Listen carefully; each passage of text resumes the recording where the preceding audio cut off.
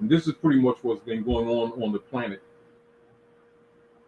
But also know that much of the work of Prophet Noble Ali has been to bring remedy to humanity to begin much of this necessary ongoing work of helping to uplift fallen humanity. And chapter 1, if you'll notice, those who have the Circle 7 Qurans will notice that chapter 1 of the Circle 7 Quran is the only chapter that is not enumerated. For those who have insight, then that would be obvious because the message begins with the first chapter and also in many ways ends with the first chapter. And many of the other chapters are certainly helpful philosophically and as far as our development is concerned.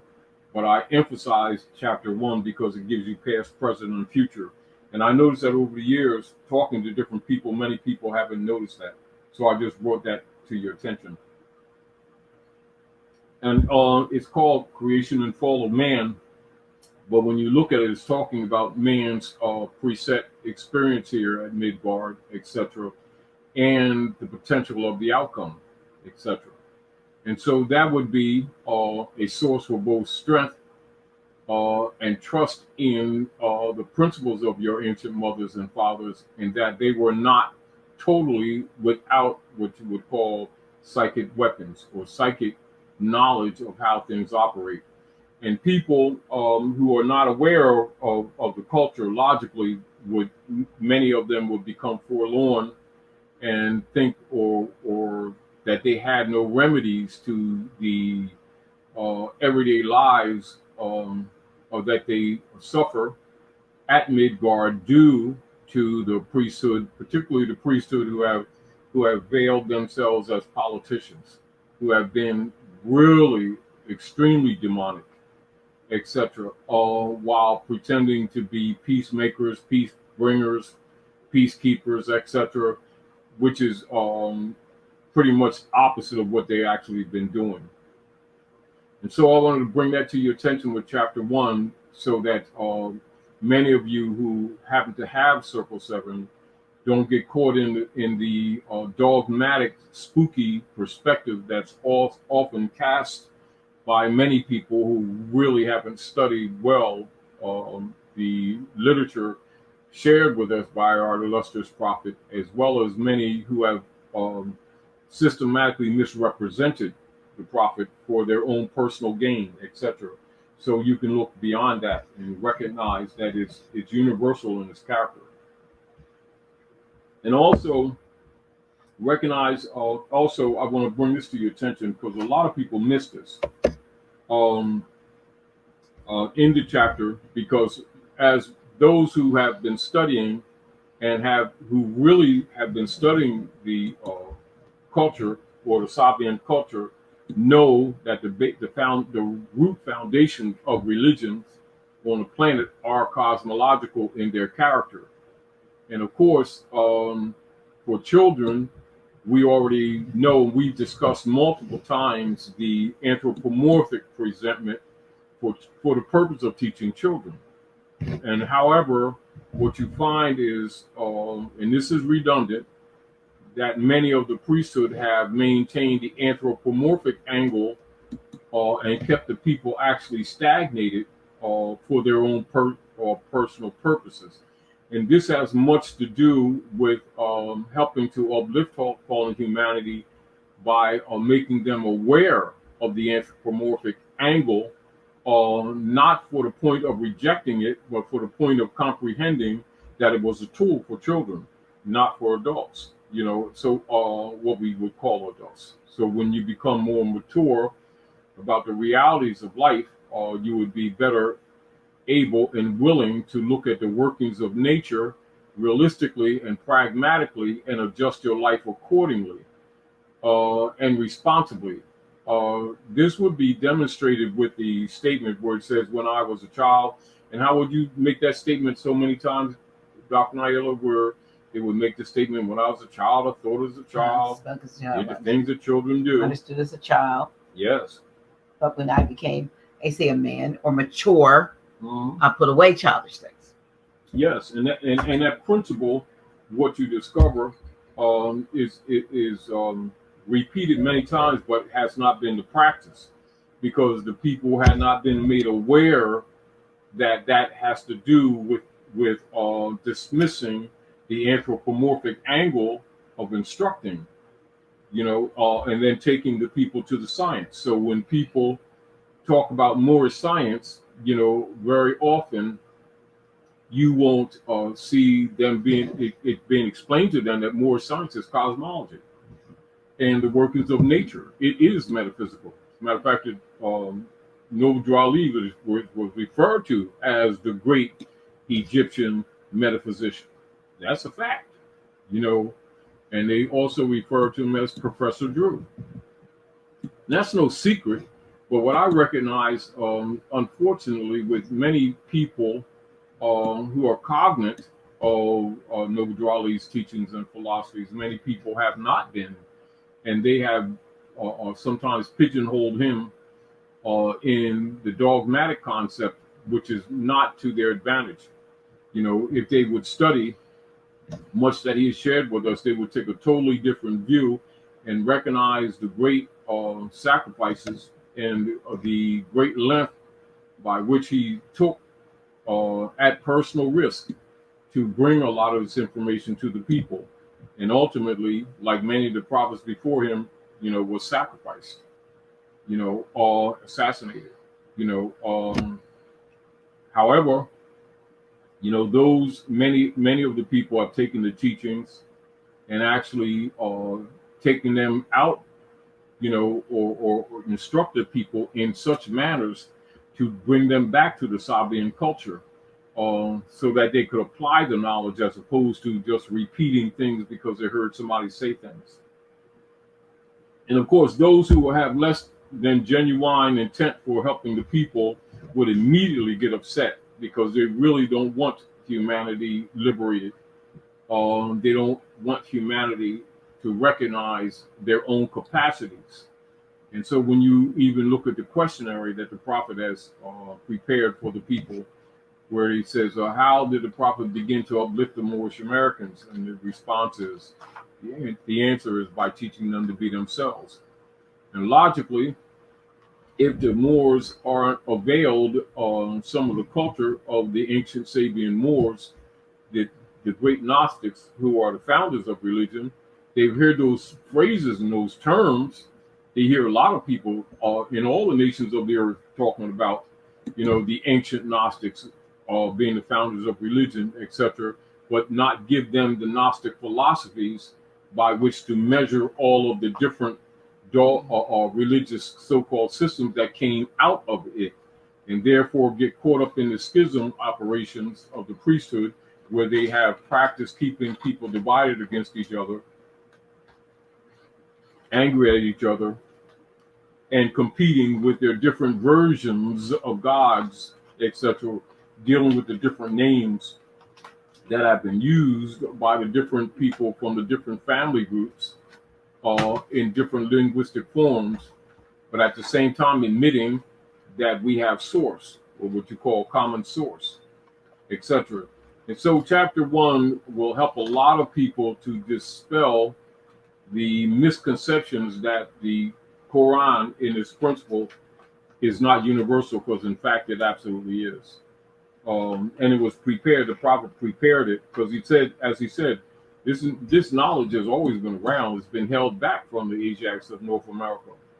And what he did, he prepared chosen text for our people to aid particularly the Moors of North America, who have been pretty much the deepest into darkness relative to social, economic, political, educational, in every walk of life. Yet they are the direct descendants of those ancient Sabian Moors, etc. So that's one of the motivations of me sharing chapter 1. Also, because as I made the comment earlier, I brought that up in our last visit when you shared with us here at the House of Reawakening Minds the last time, the past, present, and future being in chapter 1, although it's referred to as the creation and fall of man. There were some other things that we were talking about too, Dr. Naila, earlier concerning that, and if you had any comments on that you wanted to share, do so. I'm just going to see if there are any questions or anything. Good.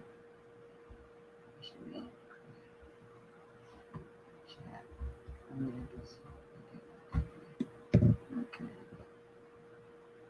And one of the things I also did, years ago, when I got the quote Circle 7 Quran, because years ago, I had gotten a copy from Daria Bay, Prime Minister Daria Bay, who's is Prime Minister now.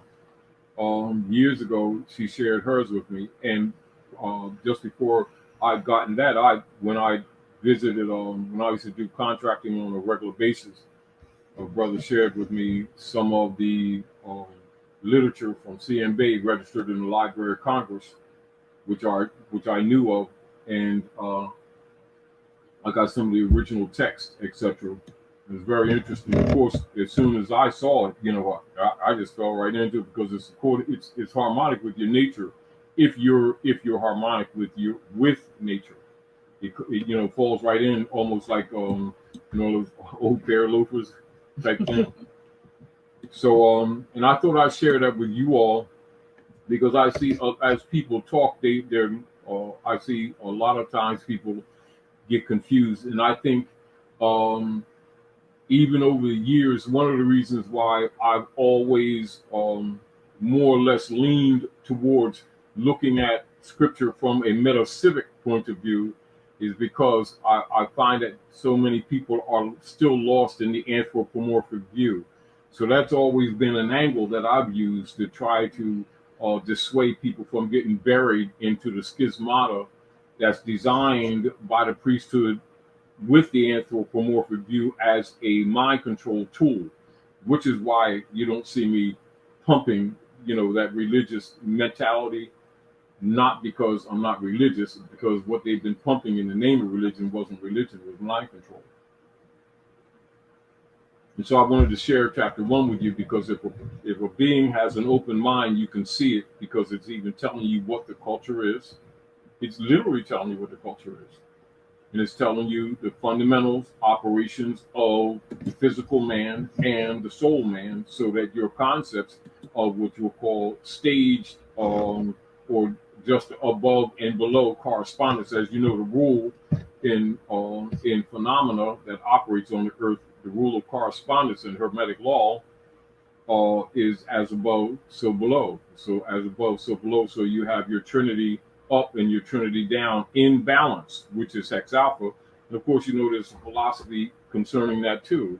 And those of you who know the culture know that these people, particularly in North America, Asiatic, African descent, who have been suffering multiple levels of abuse on, you name the area of social society, and they have suffered it.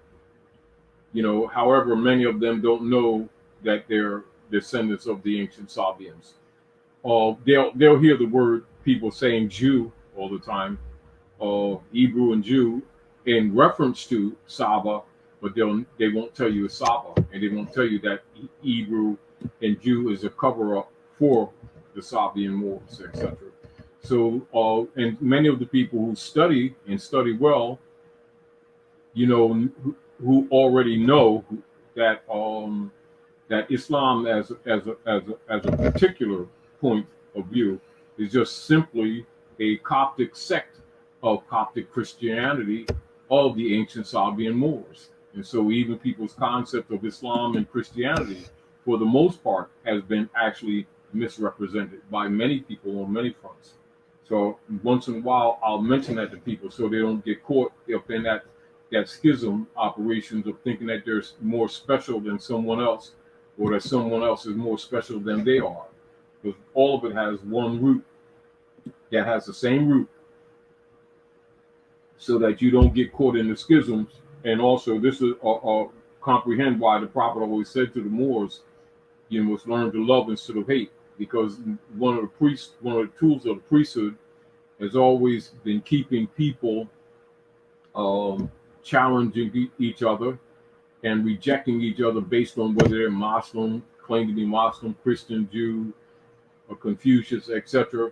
And for those who studied, you'll notice that he has all of that on your nationality card, because all of it is Sabian culture, because that's the truth.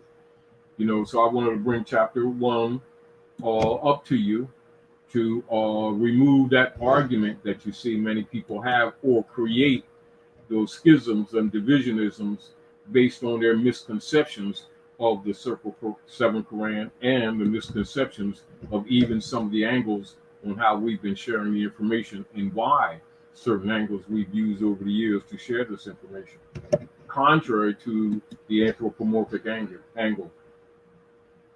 It's not a rejection of people who are locked into the anthropomorphic angle. It is just to explain to them what it is, and then show you some proof within the Circle 7 Quran for those who have been only looking at it from an anthropomorphic perspective. It is not limited to that. Let's know that. Question. Alan Cartwright asks, says, connecting the dots. Is that the reason why, or at least one of the reasons, the dark priesthood are hostile towards children, because they know somewhere, somehow, a champion can be summoned? Absolutely correct. Glad you were using your insight.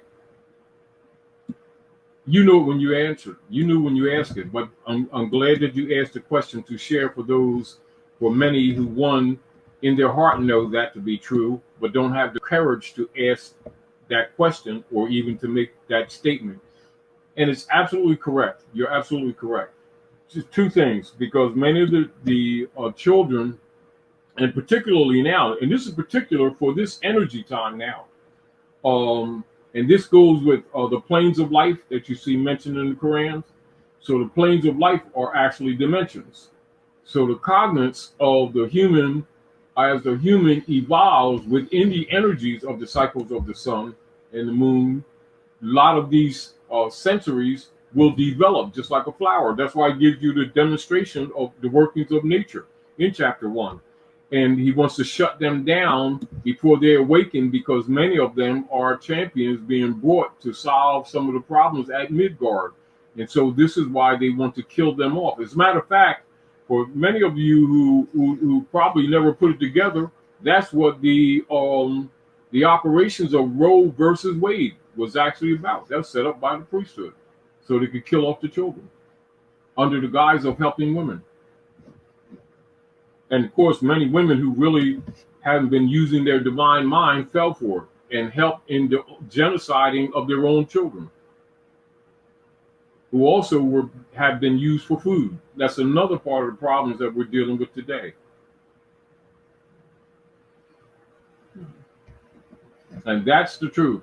Thank you for that question and statement.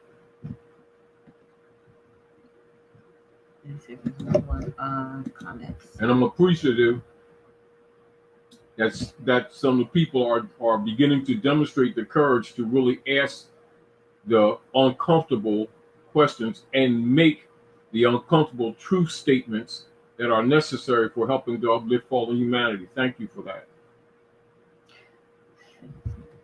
So, Jacaro Bilcaro asks, when is Kamala going to become pastor of the dead U.S. corporation?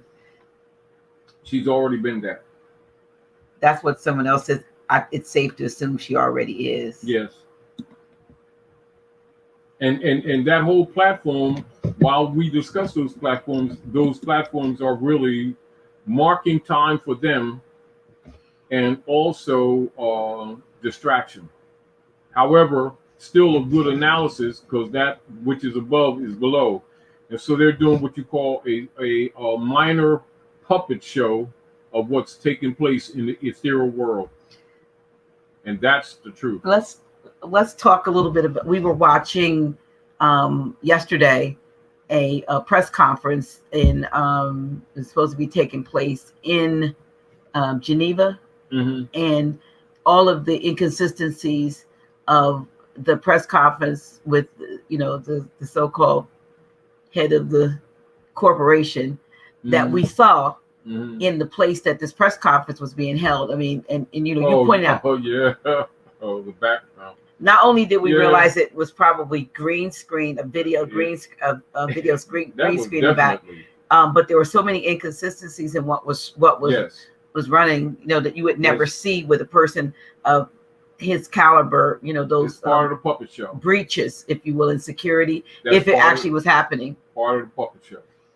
And most of you who respect your divine mind and who have been using your insight and your intuitive principles of your 7 Hermetic laws already knew, which is why we told you like 3 years ago, basically Trump was assigned. And those who could see it then and see it now. What you see, what we told you then is manifesting now. And he himself is still a figurehead. At some level. Another question. Want to know what you think about the Juneteenth ritual? Another diversion and distraction.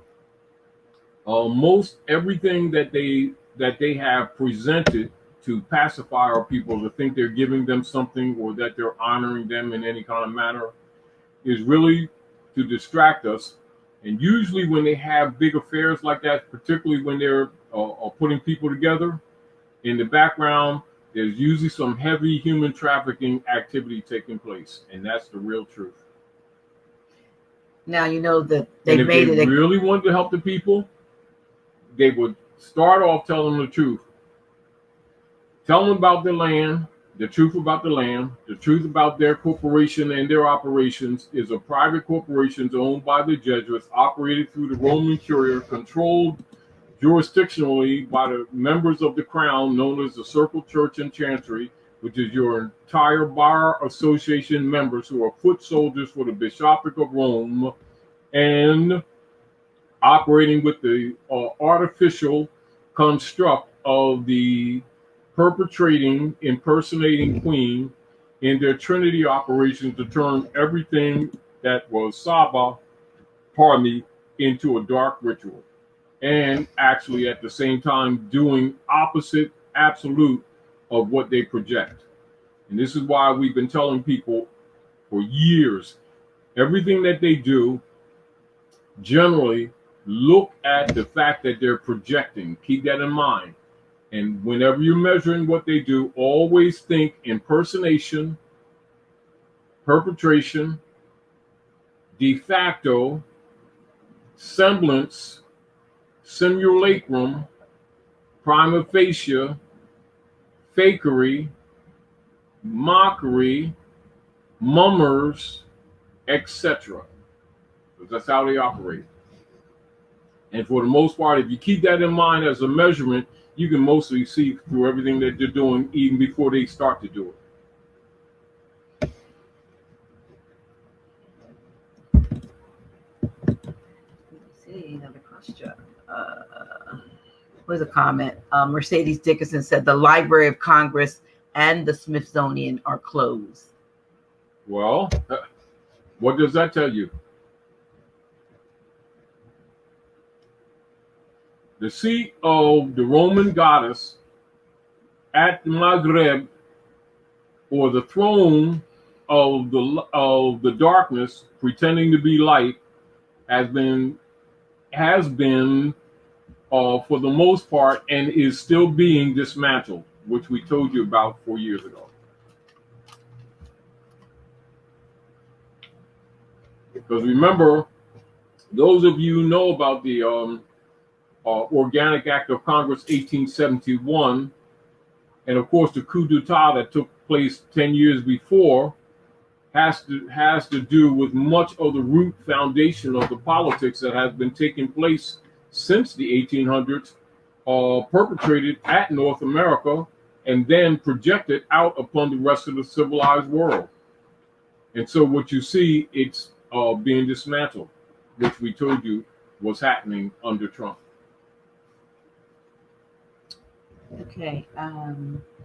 Kiba Omar says, what is the remedy or slash plan to quote unquote unite the various tribes? The various tribes will be united. We've said this for years, and I'm going to repeat what I've said. The Moors will come together not because men and women have not been sacrificing their personal lives to try to waken them up or to try to share truths with them. They will not come together for a lack of actual knowledge altogether. They're going to come together out of pain because the hybrid European, the impersonator, the fakery, the fake Jew will show them everything they need to know, because they're going to take every damn thing from you till you turn your hearts back to your ancient mothers and fathers and stop pretending that you all don't know your Moors. There it is. That's simple. But Granshi, there's so many The remedies. Let me come back with this. Yeah, but there's The so many remedies in factions. you. Yeah, but there's so many factions Of course that there are is. coming up with, I got the truth. No, course I there have is. the truth. No, Of we course have there the is. truth. Isn't that part of the They game? don't have the truth. When Isn't everybody that part of has the game? a piece of. Isn't that part of the game? What is it one thing that we've always told the people? Have we ever told the people that we had all the answers, or did we always tell the people to trust themselves? And we give them established truths, established documents, established facts to encourage them to start rejecting the priesthood and the agencies that they thought was legitimate government, so that they would recognize for themselves that these demons and these powers and these fakers around them had no power except what you keep giving them. So you've been feeding them the energy to create weapons to destroy yourselves. So when you stop feeding the fake platforms, the fake religions, the fake philosophers, the fake leader guys, etc., they have no power because they're all parasitic. We told you multiple times that they're all parasites. So if you stop feeding the vampire, you start wearing turtleneck sweaters, you can walk in most caves and you come out pretty cool. Just don't wear low neck sweaters when you go in the cave in the darkness with these people. After a while, Vampy gets kind of weak when he don't have plasma. They don't call exploiters vampires for nothing.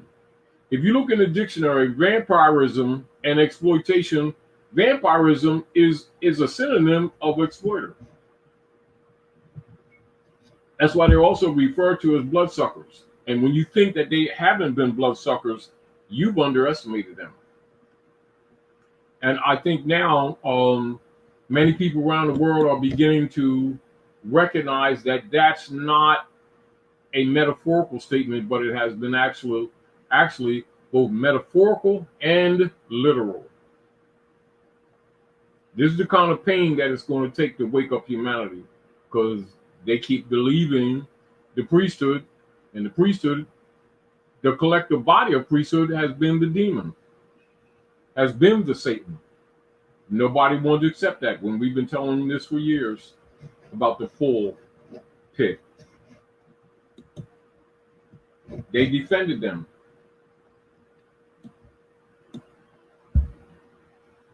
You're going to find out a lot of people that you've trusted in the name of the Lord, like we always like to say. Get your heads together and, drink a lot of good water, eat good food, because you're going to have to handle a lot of ugly that's going to be exposed to you on multiple levels. But we don't have to do it because we don't want to deal with that energy. We'll let the hybrid European do it. Like the prophet said, I'm going to make the European tell you the truth. So pay attention to your radios and to your televisions, all these different levels of social media, and they will tell you everything except some of the most important parts, which you're going to have to figure out yourselves. But if you think it's going to be hidden, no, it's not. However, the more you comprehend about what's really going on, the more you can stay out of the way of the herd as they run over a cliff. Don't follow the herd. That's my advice to you.